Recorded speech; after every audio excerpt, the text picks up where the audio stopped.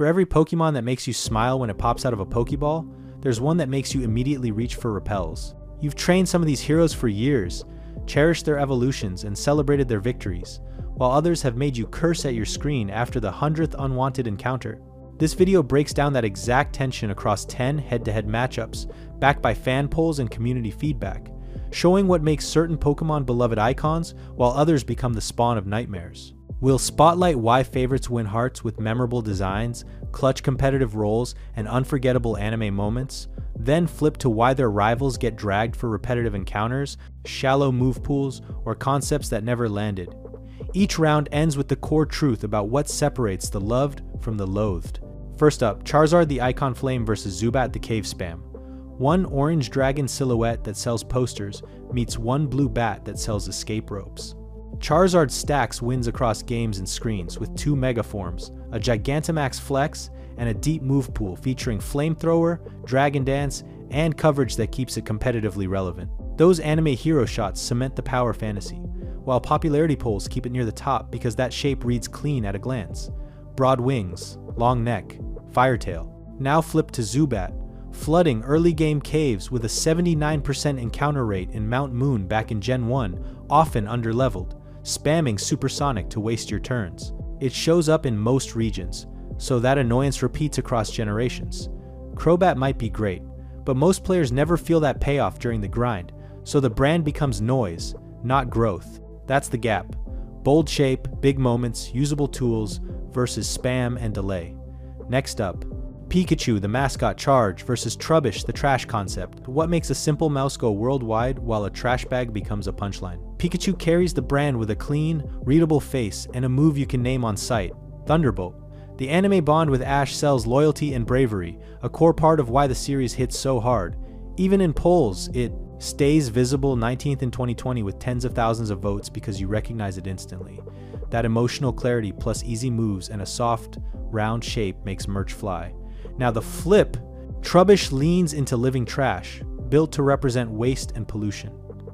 Gen 5's object-heavy designs split fans' creative world-building to some, lazy to others, and Trubbish sits in the crossfire. Its gunky look turns people off, its stats and move pool feel limited, and it lacks real media moments, so the concept never converts into love. Pikachu reads universal, Trubbish reads disposable. Shift from face power to fight power. Lucario the Aura Blade versus Tentacruel the Status Sting. Now we move from cute to combat. Lucario versus Tentacruel Aura Blade versus Status Sting. One reads your aura and headline smash. The other turns seas into hazard zones. Lucario feels built to be loved. Steel. Fighting hits key threats, with picks like close combat, flash cannon, priority, and setup. It flexes between roles without looking messy. Movie lore gives it purpose, Smash puts it in front of new eyes, and polls placed it second in 2020 with over 100,000 votes, fitting for a clean, readable silhouette. Now the Saltwater Sting. Tentacruel is good on paper, rapid spin, toxic spikes, great special bulk, knockoff support, but players met it first as Tentacool spam. Surfing on many routes across multiple gens can be near constant Tentacool, even 100% in some spots, so you can't avoid it. Wrap and Poison Chips feel like slow loss, not smart play. Its rep took damage from forced encounters, not bad stats. Choice versus Grind sets up our next clash. Branching Magic against a one-note heart. Eevee, the Branching Magic versus Luvdisc, the one-note heart. How does one normal type become a lifestyle while a Heartfish stays a meme? Eevee sells choice. You pick the vibe and the role. Bulky Wall, Glass Cannon, Cleric, Special Sweeper. The designs read clean and distinct, so each branch feels like a new plan, not a reskin. That loop of stones, friendship, and conditions turns team building into a small puzzle you want to solve. Luvdisc, meanwhile, brings low stats and a thin move pool, one of the lowest base totals at 330, and its most notable use was farming heart scales. It felt like a tool, not a partner, which cuts against what this series promises. The Alomomola non-evolution debate made it worse.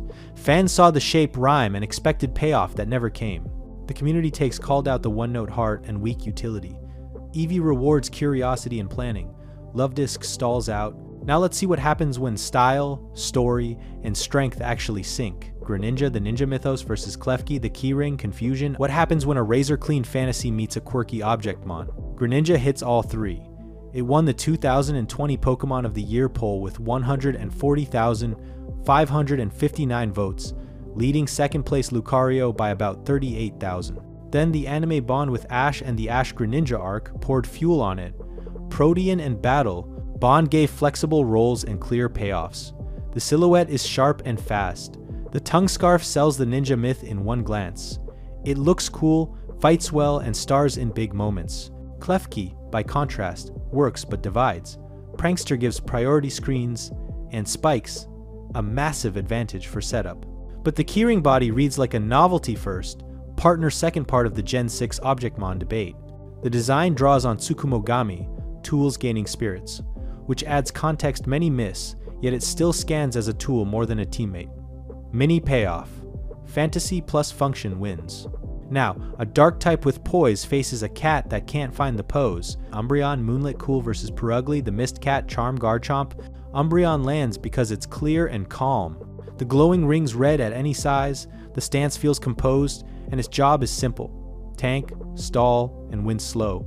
You get Wish, Protect, Foul Play, and a kit that rewards patience. Its shiny flips the palette in a way fans love, and it showed up strong in Plast. Polls 5th in 2020 with 67,062 votes, backing up that steady appeal. Purugly aims for glam, but slides into frumpy. The name bakes and ugly, and it feels like a less appealing evolution than Glameow, but the execution didn't land. Unlike other ugly picks that found a lane, think Garbodor with a real role, Purugly never compensates with standout ability, speed tier, or damage. Limited native appearances in Sinnoh kept it out of sight, so the fanbase never formed. Umbreon nails theme and role. Purugly brings a joke without the payoff. Time to see how speed and menace stack up against shock value. Garchomp, the Shark Jet versus Bruxish, the Psychedelic Misfire. Now it's raw power versus loud design. Garchomp reads clean and fast. It hits hard, moves quick, and learns the coverage you want. Earthquake, Dragon, Stab, Fire moves for steals. In champion fights, it feels like a final exam. Whole eras centered on how to answer it, which gave it a legend glow and a clear fantasy. Apex Hunter. Polls back that up. 7th in 2020 with 61,877 votes, firmly a fan favorite. Bruxish leaves a mark for different reasons. Strong Jaw plus Psychic Fangs and Crunch can punch holes, and Water Stab checks ground threats. But it was built to be visually overwhelming triggerfish colors, neon lips, clashing shapes, and that garish read polarized fans. It shows the gap between biological accuracy and appeal. The look drowned out its actual kit. So most talk was about the face, not the tools. Readable strength wins. Next up, a pastel powerhouse meets a composite crustacean. Sylveon the Ribbon Guard versus Barbaracle, the Cluster Confusion. How does a pastel bow break meta while a barnacle bundle breaks brains? Sylveon wins with Pixelate turning normal moves into hard fairy hits, so Hyper Voice shreds dragons and darks while passing through subs. You also get a true cleric kit, Wish, Protect, Heal Bell, plus a soft, friendly shape that reads from any angle. Evolution Love boosts it further and pulls back it up 6th in 2020 with over 66,000 votes. It looks safe, it plays safe, and it still bites. Barbaracle brings a real threat with Shell Smash, Stone Edge, and Razor Shell.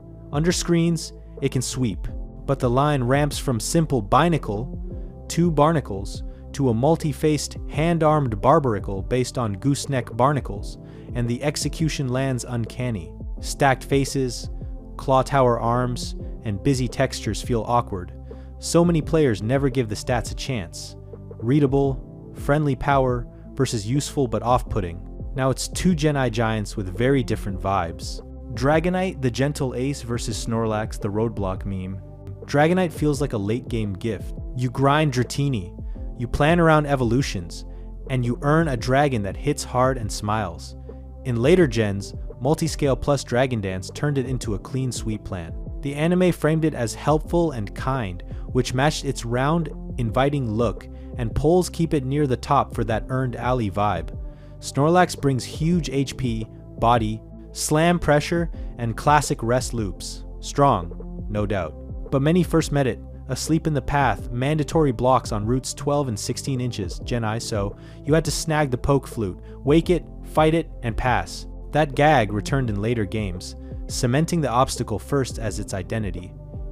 It's viable and nostalgic, but the roadblock intro shaped more memories than its cute design or battle chops. Growth beats blockage. Next, a ghost with a plan faces a pile that never won hearts. Mimikyu, the sad costume, versus Garbodor, the industrial pile. Mimikyu brings drama and play in one move. Disguise gives a free hit, which changes how you plan turns and baits. Its story of wanting love by copying a star hits hard without saying much. It surged in fan polls, third in 2020 with 99,077 votes, and kept showing up on teams because that mix of sad lore, sharp stats, and a tiny trick felt fresh. Now, the pile. Garbodor evolves from refuse and lands with okay utility. You get spikes, decent bulk, and a Gigantamax nod, with Gmax Malador in certain formats. The Trubbish Garbodor line was built to be unappealing on purpose, a straight shot at pollution and waste, but that abstract message didn't turn into attachment. The tools exist, but the hook is thin. The design reads blunt, the face is busy, and the theme rarely sparks care. Personal stakes beat broad symbols. Let's pull the big lesson across all these matchups. Today, we are looking at what really separates the fan favorites from the punching bags. Clear silhouettes, real stakes, and useful roles draw you in. Overexposure, clunky concepts, or low payoff push you away, and the polling data and community feedback we cited back that pattern. You saw it in every matchup. When design, story, and gameplay lined up, love followed. When encounters felt spammy or stats stalled out, the hate stuck. It's like picking a starter that fits your style versus a tool you never use. Let me know what you think. Who did we miss, and which matchups did we get wrong? Like and subscribe and comment down below. Suggest the next topic.